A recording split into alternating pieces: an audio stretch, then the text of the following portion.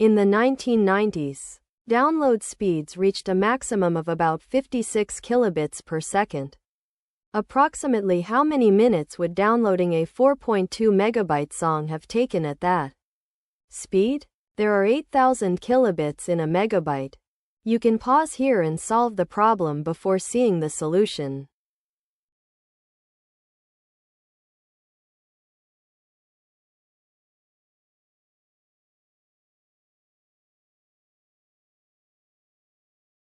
First, let's find the size of the song in kilobits. The song is 4.2 megabytes, and each megabyte has 8,000 kilobits. So 4.2 times 8,000 equals 33,600 kilobits. Next, divide by the speed to find the time in seconds. 33,600 kilobits divided by 56 kilobits per second equals 600 seconds.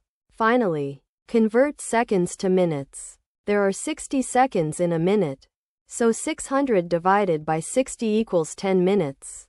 So the download would have taken about 10 minutes, which is answer choice B.